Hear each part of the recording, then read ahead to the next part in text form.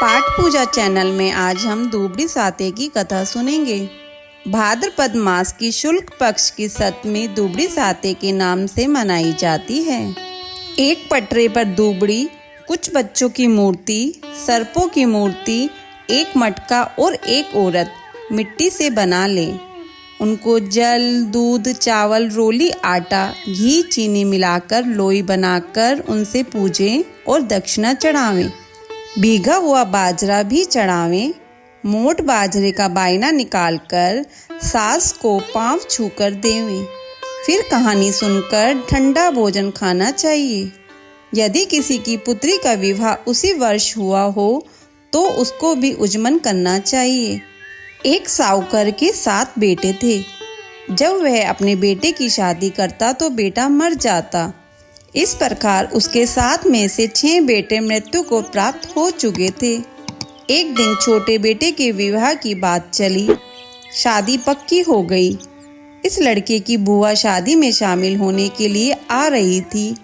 रास्ते में उसे एक बुढ़िया मिली। बुढ़िया ने उससे पूछा, तुम कहाँ जा रही हो? तो बुआ ने बताया कि मैं अपने भतीजे के विवाह में जा रही हूँ, परंतु मेरे 6 भतीजे विवाह होते ही मर गए थे। यह 7वां है। यह सुनकर बुढ़िया बोली, वह तो घर से निकलते ही मर जाएगा। अगर बच गया तो रास्ते में एक पेड़ के नीचे दबकर मर जाएगा। अगर वहाँ से बच गया तो ससुराल में दरवाजा गिरने से दबकर मर जाएगा। अगर वहाँ से बच गया तो 7वें भावर पर सर्प के काटने से मर जाएगा। यह सुनकर बुआ बोली, माँ बचने का कोई उपाय है? तब बुढ़िया बोली, है तो सही, परंतु कठिन है। सुन, तुम लड़के को पीछे के रास्ते से निकालना। पेड़ के नीचे लड़के को मत बैठने देना। ससुराल में भी पीछे के दरवाजे से लेकर जाना। भावरों के समय कच्चे करवे में कच्चा दूध और गरम लकड़ी लेकर बैठ जाना। जब भावर पड़े तो उसे डसने के लिए सांप आएगा तो सर्प के गले को गरम लकड़ी से दाग देना। बाद में सांपिन आएगी और सांप को मांगेगी। तब तुम अपने 6 भतीजों को मांग लेना, वह उन्हें जीवित कर देगी। इस बात को किसी को बताना नहीं तो तुम और वह सुनने वाला दोनों मर जाओगे।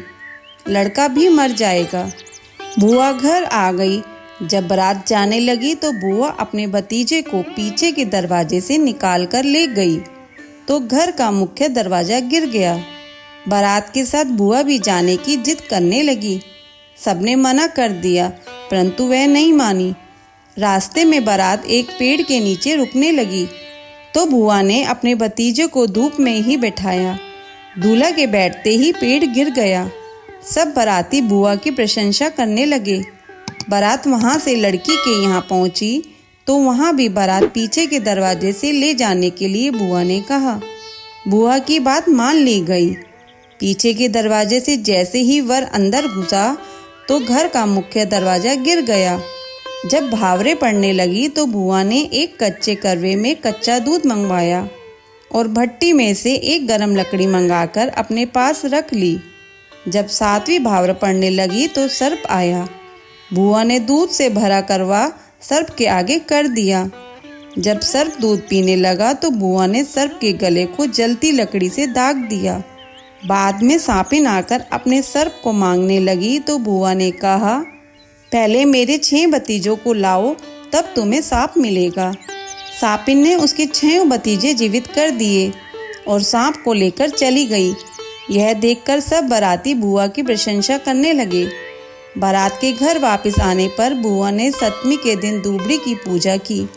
इसी कारण इसको दूबड़ी साते कहते हैं।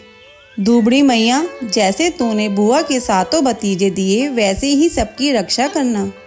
अगर आपको यह दूबड़ी साते की कथा पसंद आई हो तो इसे लाइक करके अपने दोस्तों को शेयर करें। चैनल पर नए हैं तो सब्सक्राइब जरूर करें।